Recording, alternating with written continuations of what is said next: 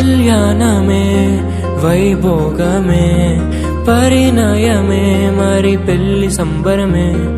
అందాల వరుడు పరిశుద్ధుడు చక్కని వధువు కన్యాకు.